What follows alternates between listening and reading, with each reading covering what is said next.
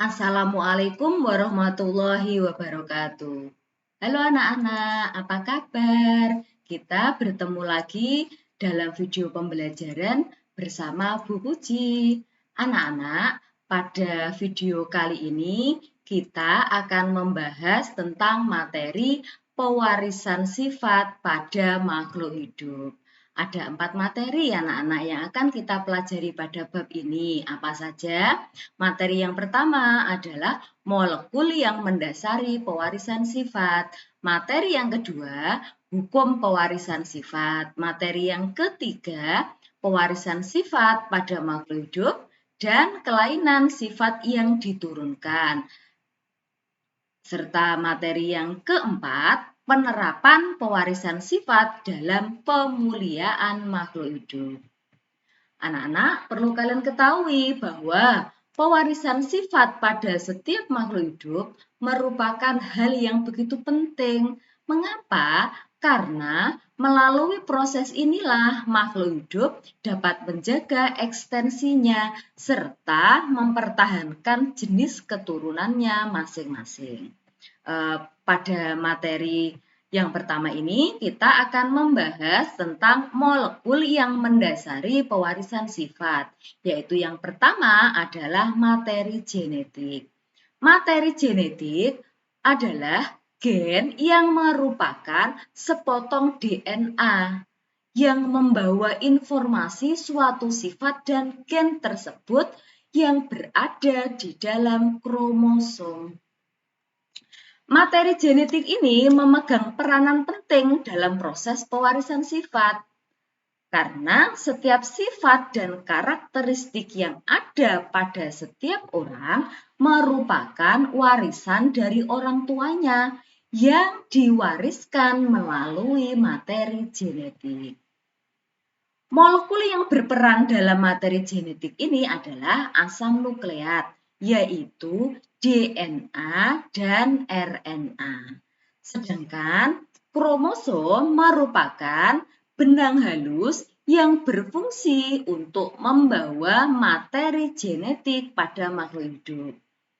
Kromosom terdiri dari 2 bagian utama, yakni sentromer dan kinetokor. Pada kromosom terdapat suatu daerah yang tidak mengandung gen. Daerah ini disebut dengan sentromer. Di sini anak-anak, ini adalah sentromer. Pada kromosom, bagian sentromer tersebut memiliki peran yang penting pada proses pembelahan sel. Pada bagian inilah nanti benang gelondong akan menempel pada bagian kromosom di masing-masing kutub pembelahan yang berlawanan. Tempat melekatnya benang gelondong tersebut ini disebut dengan kinetokor. Nah, ini namanya kinetokor. Yang selanjutnya, berdasarkan letak sentromernya, kromosom dibedakan menjadi 4 bentuk. Bentuk yang pertama namanya adalah metasentrik. Metasentrik itu apa? Metasentrik merupakan kromosom yang sentromernya terletak tepat pada bagian tengah kromosom. Bentuk yang kedua namanya adalah akrosentrik. Akrosentrik merupakan kromosom yang sentromernya terletak pada salah satu ujung kromosom. Bentuk yang ketiga disebut dengan submetasentrik.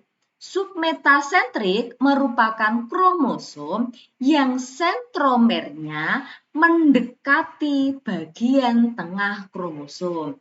Dan bentuk yang keempat namanya telosentrik. Telosentrik merupakan kromosom yang sentromernya terletak pada ujungnya kromosom. Nah, molekul yang mendasari pewarisan sifat yang kedua adalah struktur DNA dan RNA. DNA di sini merupakan komponen yang berperan penting sebagai pembawa informasi genetik pada makhluk hidup. Apa bedanya DNA dengan RNA? Kalian perhatikan di gambar ini anak-anak. Yang ini adalah gambarnya DNA. Ini gambarnya RNA.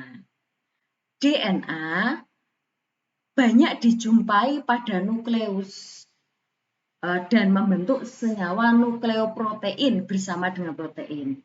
Nanti molekul DNA itu akan ditemukan di dalam mitokondria, plastida, dan sentriol. Sedangkan RNA ini dapat ditemukan dalam sitoplasma, terutama ribosom. Kemudian kita lihat di gambarnya. DNA terdiri dari 2 rantai polinukleotida yang panjang sekali. Sedangkan RNA itu hanya memiliki rantai tunggal. Kemudian perbedaan yang selanjutnya, pada basa nitrogen yang jenisnya basa pirimidin, kalau pada DNA, basa pirimidin itu terdiri dari adenin dan guanin. Kalau pada RNA, basa pirimidin terdiri dari adenin dan guanin. Ini sama ya. Yang membedakan itu adalah basa pirimidinnya. Saya ulang tadi, basa purin. Pada basa purin, DNA dan RNA, pada basa purin, DNA dan RNA ini sama. DNA, basa purinnya terdiri dari adenin, nah ini adenin dan guanin. RNA juga sama. Sedangkan pada basa pirimidin, DNA itu terdiri dari sitosin dan timin. Sedangkan basa pirimidin pada RNA terdiri dari sitosin dan urasil. Molekul yang mendasari pewarisan sifat yang ketiga adalah peranan materi genetik dalam penentuan sifat.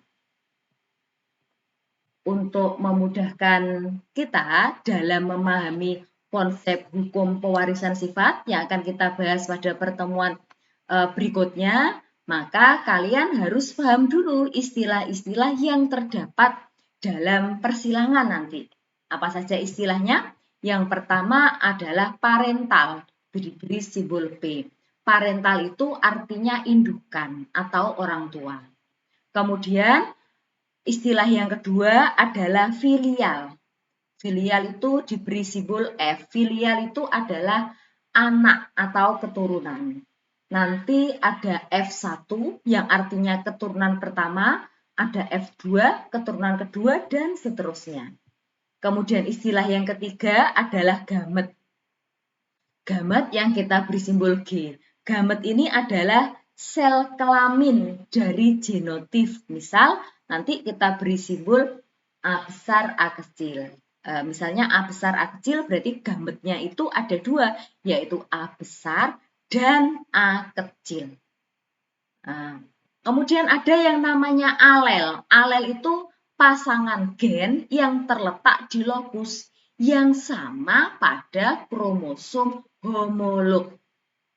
Nah, istilah yang kelima ada namanya genotif.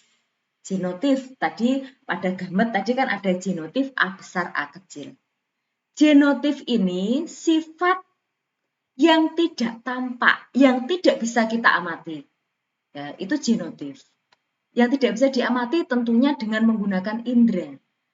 Genotif ini nanti biasanya disimbolkan dengan pasangan huruf. Misalkan seperti yang saya contohkan tadi, A besar, A kecil. Atau A besar, A besar.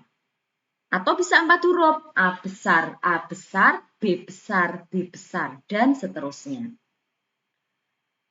Kemudian istilah yang keenam, itu adalah fenotip. Fenotip itu apa? Fenotip itu adalah sifat yang tampak, yang dapat kita amati dengan indera. Contohnya apa? Tinggi badan, kecil, rambut lurus, misalkan warna, ya warna kulit atau warnanya buah dan seterusnya yang bisa kita amati dengan indera. Itu adalah istilah-istilah yang terdapat di persilangan. Nah, sekarang tugas dari kalian di rumah. Tugasnya apa? Kalian siapkan foto anggota keluarga.